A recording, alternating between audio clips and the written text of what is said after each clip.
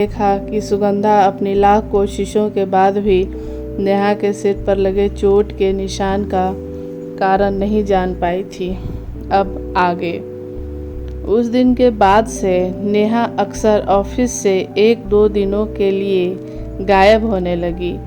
सुगंधा जब उससे ऑफिस न आने का कारण पूछती तो पति के साथ आउट ऑफ टाउन होने का हवाला देती। सुगंधा ने उसे बताया कि उसके पीठ पीछे ऑफिस में जॉब के प्रति लापरवाही दिखाने को लेकर उसके खिलाफ बॉस की कान भरी जा रही है। सुगंधा उसे जॉब के प्रति ईमानदार होने का सबक देती, जिसे वह हंसी में उड़ा देती। सुगंधा उसे मिस तो करती थी, पर वह नेहा के चक्कर में अपने जॉब के प्रति कोई लापरवाही नहीं बरतना चाहती थी, क्योंकि यह नौकरी उसके परिवार के जीविकोपार्जन का एकमात्र सहारा था। धीरे धीरे सुगंधा को उसके गैर हाजिरी की आदत होने लगी थी। काम के बीच में भी हंसती मुस्कुराती नेहा सुगंधा को याद आते रहती थी, लेकिन उसकी यादों को झटक कर सुगंधा काम में व्यस्त हो जाती थी। एक दिन अचानक आकर उसने बताया कि किसी ज़रूरी काम से वह 1 हफ्ते की छुट्टी पर जा रही है। जब सुगंधा ने उससे ज़रूरी काम के बारे में जानना चाहा तो वह बिना बताए बहाने से निकल गई थी। 1 हफ्ते की छुट्टी के बाद जब नेहा वापस आई तो वह पहले से भी ज़्यादा खुश नजर आ रही थी। सारे सहकर्मी उसे घेरे बैठे थे और वह छुट्टी में बिताए एक एक पल की यादें उनसे साझा कर खुश हो रही थी। सुगंधा अपने केबिन से उसके चेहरे पर पल पल बदलते भावों को साफ देख पा रही थी। उसके चेहरे को देखकर वह महसूस कर पा रही थी कि नेहा खुश होने का सिर्फ नाटक कर रही है। नेहा सहकर्मियों से निवृत्त होकर जैसे ही अपने केबिन में आई, सुगंधा भी उसके पीछे पीछे भागते हुए आई और बोली, सच सच बता नेहा, तू अपनी ज़िंदगी में खुश तो है ना? तेरे चेहरे के भाव तेरे अंदर का हाल बयां कर रहे हैं। तू जितनी खुश दिखने की कोशिश कर रही है, उतनी खुशी तेरे चेहरे के भावों में नहीं दिख रही है। मुझे टेंशन हो रही है, बता ना क्या बात है? अरे मेरी माँ, कोई बात नहीं है, मैं बिल्कुल ठीक हूँ, नेहा ने टालना चाहा। देख नेहा, तेरी हरकतों से मुझे संदेह है कि तेरी ज़िंदगी में कुछ गड़बड़ चल रहा है। भगवान करे ये सिर्फ मेरा संदेह ही हो, हकीकत ना हो। तू मेरी सबसे अच्छी सहेली है और मैं तेरी ज़िंदगी में किसी तरह की परेशानी नहीं देख सकती। अगर कोई बात है तो तुम मुझे बता, हम दोनों मिलकर उस परेशानी का हल ढूंढ लेंगे। सुगंधा ने अपनी चिंता जाहिर किया। सुगंधा को अपने लिए चिंतित देखकर नेहा अपने आप को रोक नहीं पाई और उसके गले लगकर फूट फूट कर रोने लगी। नेहा को इस तरह से रोते देख सुगंधा घबरा गई और उसने उसे अपने से अलग कर चुप कराने की कोशिश करने लगी।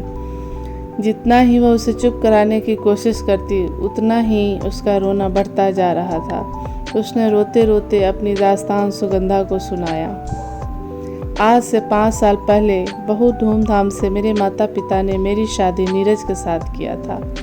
शादी के कुछ महीने बाद मुझे पता चला कि नीरज का शादी से पहले किसी के साथ अफेयर था, जो अभी भी जारी है। इस बात को लेकर हमारे बीच रोज रोज झगड़ा शुरू हो गया। एक दिन तंग आकर मैंने अपने मायके वाले को सब कुछ बता दिया। मम्मी पापा इस सदमे को बर्दाश्त न कर सके और 2 महीने के अंदर ही दोनों भगवान को प्यारे हो गए। उस दुख की घड़ी में मुझे सांत्वना देने के बजाय वह रंगरलियां मनाने में व्यस्त था। मेरे मन में उसके प्रति घृणा की ज्वाला धधकने लगी थी। मैंने उससे तलाक का नोटिस भिजवाया तो उसके अहम को बहुत ठेस पहुंची और उसने मुझे तलाक देने से इनकार कर दिया। मैंने वो शहर छोड़ दिया और शहर छोड़कर मुंबई आ गई ताकि किसी को मेरे बारे में पता न चले। मैं यहाँ अकेली रहती हूँ। छुट्टी लेकर सुनवाई के सिलसिले में लखनऊ जाती थी। 5 सालों से मैं उससे तलाक लेने के लिए मशक्क़त कर रही थी, जो कल जाकर ख़त्म हुआ है और अब हम हमेशा के लिए अलग हो चुके हैं। नेहा अपनी कहानी बताकर मौन हो गई। उसके चेहरे पर एक सुकून दिखाई दे रही थी। सुगंधा को अपनी कहानी बताकर नेहा अच्छा महसूस कर रही थी। उसे ऐसा लग रहा था कि मन पर से कोई बड़ा बोझ हट गया हो, लेकिन सुगंधा उसकी कहानी सुनकर सदमे में थी। सुगंधा के आश्चर्य से खुले मुंह को बंद करते हुए नेहा बोली, मुझे पता है कि तेरे मन में सवालों की आंधी चल रही है। तुझे जो पूछना है पूछ ले, मैं आज तेरे सारे सवालों का जवाब दे दूंगी। जब तू अपनी शादी तोड़ने के लिए 5 सालों से मशक्कत कर रही थी तो अपने पति की तारीफ में कसीदे क्यों पढ़ती थी? जब तेरे पति का किसी और से अफेयर था तो वह तुझे सरप्राइज गिफ्ट क्यों देता था? तुझे हमेशा घुमाने के लिए क्यों ले जाता था? जब तेरा तलाक कल ही हुआ है तो आज इतना चहकते हुए ऑफिस कैसे आ सकती है? तेरी हरकतों से मुझे पहले भी संदेह होती थी, लेकिन मैं उसे वहम समझकर झटक देती थी। मैं कंफ्यूज हो गई हूँ यार कि क्या है ये सब। तूने इतना झूठ क्यों बोला? सुगंधा अपना सर पकड़कर झल्लाते हुए बोली, मैं आज के ज़माने की महिला हूँ और एक मल्टीनेशनल कंपनी में अच्छे ओहदे पर कार्यरत हूँ। पति की हरकतों के कारण लोगों के नज़रों में अपने लिए बेचारगी नहीं देख सकती थी, इसलिए मैंने ये सब झूठ बोला। मैं मानती हूँ कि ये तरीका गलत था, लेकिन मैं जिस तरह का प्यार अपने पति से चाहती थी मुझे वो इस झूठी कहानी में ही मिल सकती थी, जिस कारण मैं झूठ पर झूठ बोलती चली गई। मेरे आसपास के लोग भी मेरी झूठी कहानी सुनकर ही मस्त रहते थे और मेरी किस्मत पर रस भी करते थे। किसी को मेरी आंखों में सच्चाई दिखी ही नहीं। एक तू ही तो थी जो मेरी आंखें पड़ती रहती थी। तुझसे झूठ बोलकर मुझे अच्छा नहीं लगता था, पर मुझ में तुझे सच्चाई बताने की हिम्मत नहीं थी। मेरे झूठ के लिए मुझे माफ़ कर दे यार। नेहा बोलते बोलते रो पड़ी थी। सुगंधा ने कभी सोचा भी न था कि एक हंसते मुस्कुराते चेहरे के पीछे इतना दर्द हो सकता है। सुगंधा ने उसके आंसू पोंछे, उसे शांत किया, फिर कॉफ़ी पिलाने के लिए ले गई। थोड़ी देर में वो शांत दिखने लगी थी। दोनों अपने अपने केबिन में आ गए। सुगंधा ने उसका भी सारा काम निपटा दिया, फिर उसे बाहर घुमाने के लिए ले गई ताकि उसका दिल बहल सके।